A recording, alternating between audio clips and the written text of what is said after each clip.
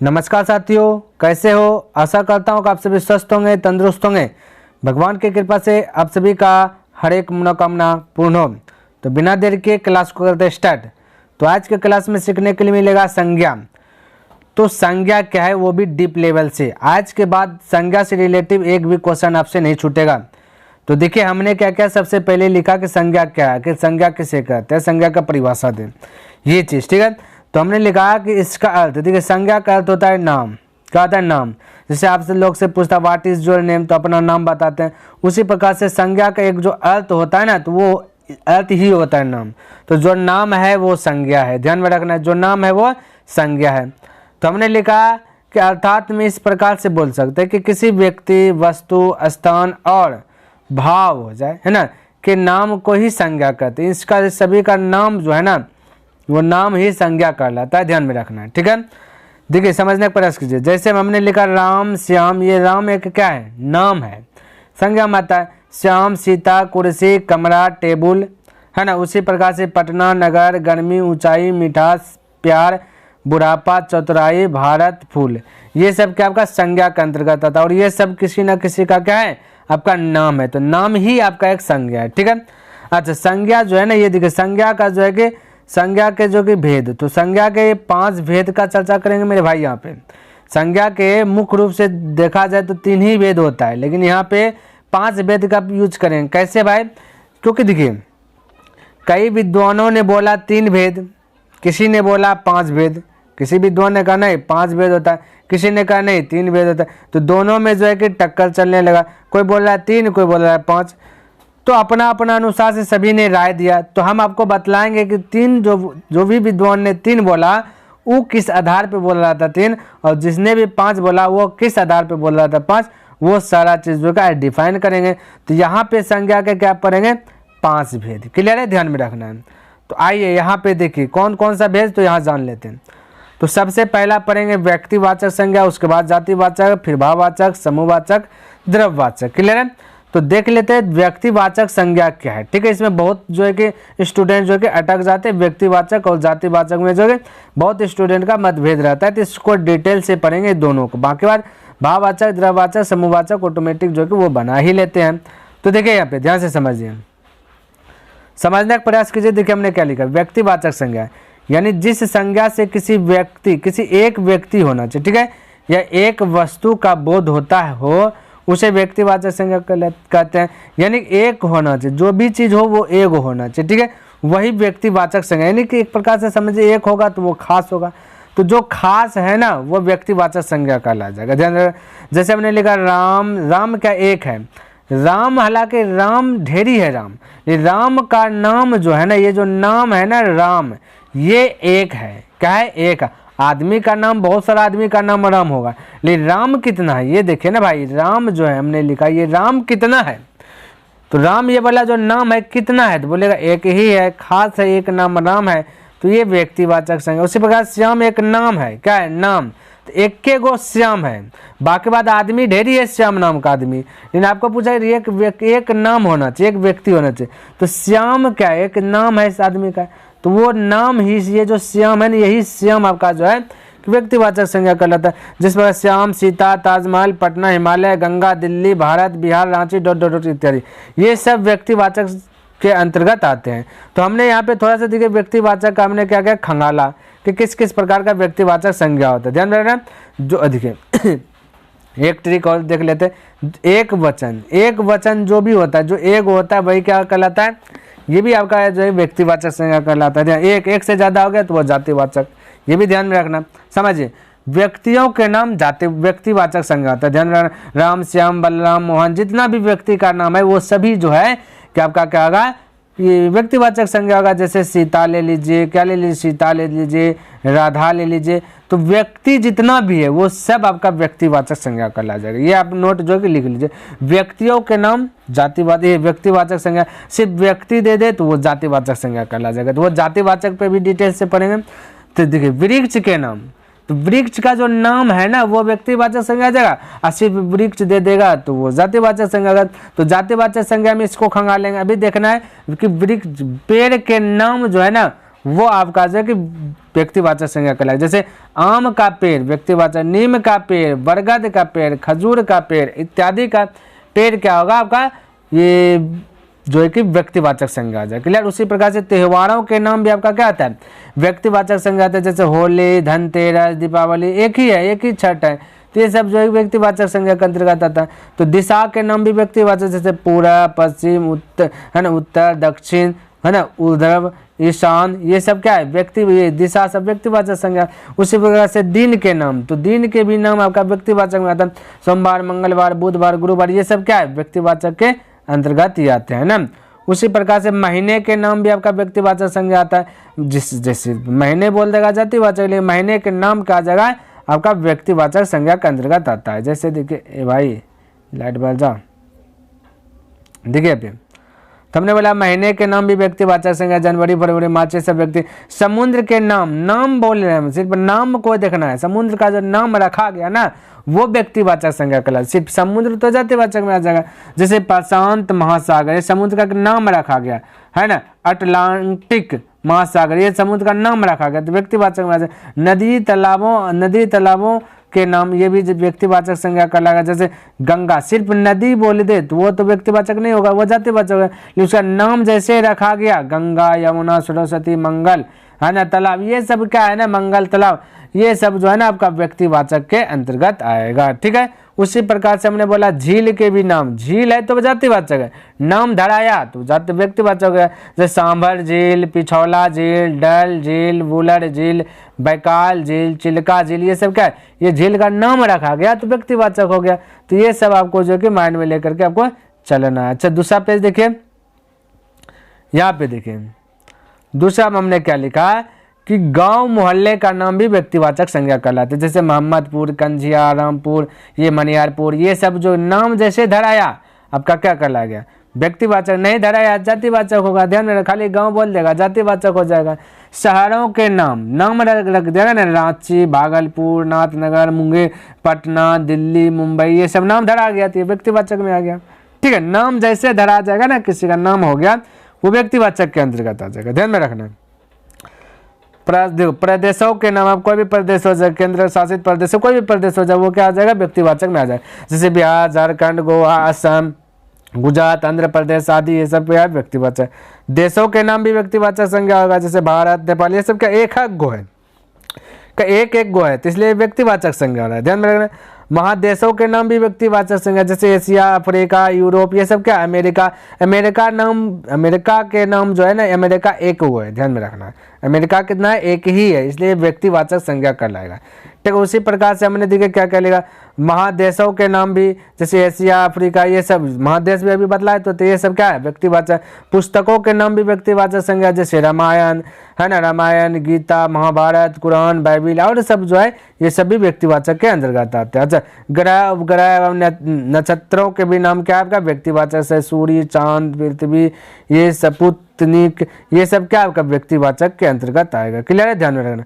अच्छा अब आपने पढ़ा व्यक्तिवाचक संज्ञा, यानी कि आपको रखना खास, जो खास होगा वो एगो होगा है ना, तो वो एगो है यानी यूनिक, वो क्या है ना आपका व्यक्तिवाचक संज्ञा के अंतर्गत आएगा। अच्छा जातिवाचक संज्ञा थी कि इसमें बहुत सारा स्टूडेंट लोग का क्या होता है ना कि गलती हो जाता है ना, हो सकता है आपका भी गलती हो जाता हो, तो यहाँ पे देखिए आज आपका कंफ्यूज को दूर कर देंगे। यदि कंफ्यूज दूर होता है तो आप लाइक एक अवश्य ही कर दे। क्लियर है, ध्यान में रखना है।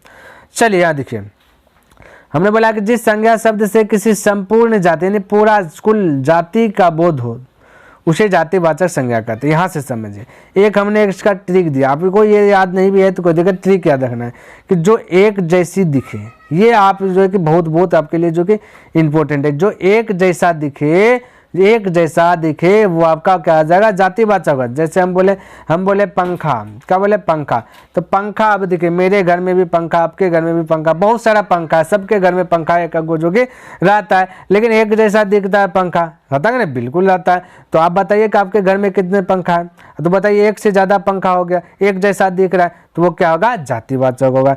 जैसे हमने बोला साइकिल, क्या बोला साइकिल बोला, तो साइकिल मेरे घर में भी साइकिल है, आपके घर में भी साइकिल है, मेरे घर में बड़ा साइकिल, आपके घर में हो सकता है रेंजर साइकिल, बहुत सारा साइकिल है, तो वो साइकिल जातिवाचक संज्ञा होगा। एक जैसा दिख रहा है, बहुत सारा दिख रहा है, यानी कि एक प्रकार से समझिए जो बहुवचन हो, बहुवचन वो जीत के, ये भी आपका ट्रिक है, ये भी याद रखें, जो बहुवचन है वो भी आपका जातिवाचक संज्ञा कहलाएगा। तो ये सब आपको याद रख लीजिए मेरे भाई, ये सिर्फ जो एक जैसे दिखे वो क्या कहलाया जाएगा, जातिवाचक संज्ञा। जातिवाचक को भी हमने बहुत सारा डिफाइन किया है।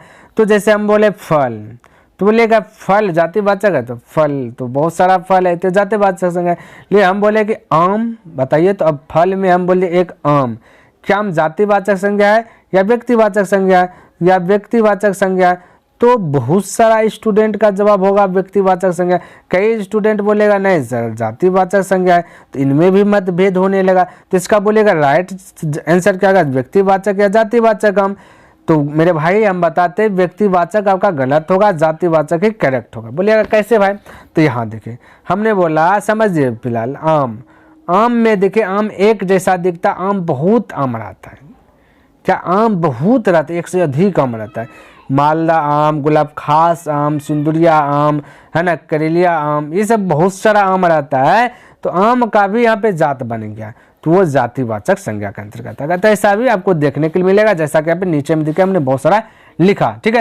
एक एग्जांपल में हमने दिया पंखा एक जैसा दिखता है, बहुत सारा है, साइकिल, सेब, सेब देखिए क्या मार्केट में एक सेब बिकता है, बताइए तो, बहुत सारा सेब बिकता है ना, 1 केजी लेते तो बहुत सारा सेब चल जाता है, बहुत सेब का भी प्रजाति है, जाती है। तो ये सब क्या आपका ना एक जैसा जो दिख रहा है ना, वो आपका क्या कहलाया जाएगा, जातिवाचक संज्ञा, ठीक है। जैसे यह टोटल एग्जाम्पल दिया हमने, यहाँ पे फलों के नाम जातिवाचक संज्ञा कहलाएगा, याद रख लीजिए। आपका फल तो होगा ही जातिवाचक संज्ञा, इसके नाम भी दे दे तो जातिवाचक संज्ञा आपको माने। जैसे सेब, सेब बोले ढेरी सारा है, एक जैसा दिखता है, केला, आम, नारियल, संतरा, अमरूद, ये क्या एक जैसा है दिखता है, बहुत सारा अमरूद है, इसलिए ये भी जातिवाचक संज्ञा कहला जाएगा। ध्यान में रखना इतना सा ट्रिक मेथड याद रखें।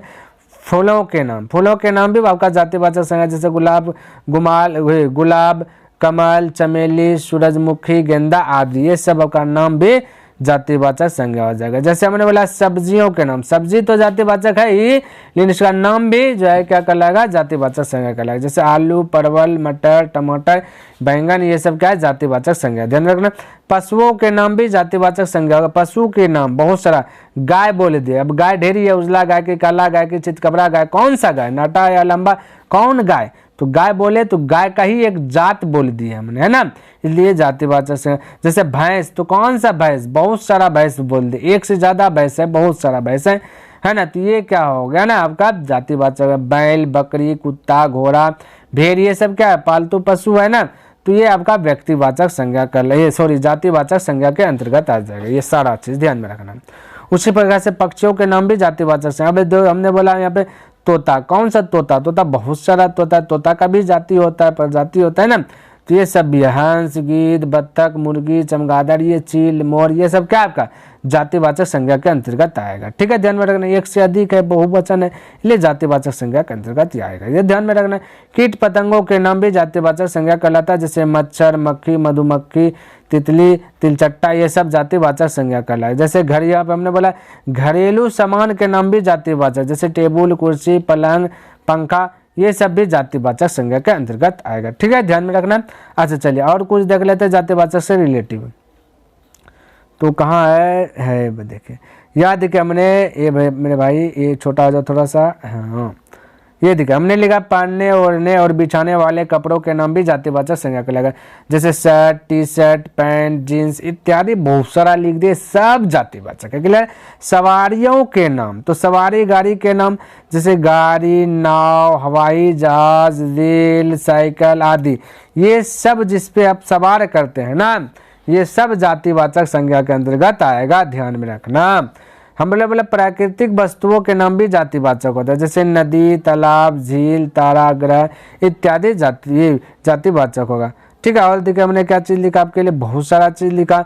हमने बोला कि अन्य मसाले एवं मिठाइयों के नाम भी जातिवाचक होगा, जैसे गेहूं, चावल, जलेबी, तेजपात, ये सब क्या है, जातिवाचक होगा, ठीक है। तो जातिवाचक संज्ञा आज से आपसे छूटना नहीं चाहिए। टोटल जातिवाचक संज्ञा का हमने एग्जाम्पल बहुत अच्छी प्रकार से आपको बताया, ठीक है।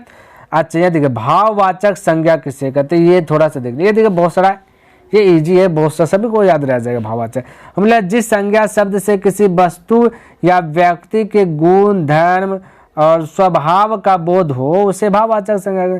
जैसा गुण पता चले, धर्म पता चले, वो भाव छू नहीं सकते हैं, यानी किसे छू नोट में भाववाचक संज्ञा आता है, सिर्फ अनुभव कर सकते हैं। ठीक है, ध्यान में रखना।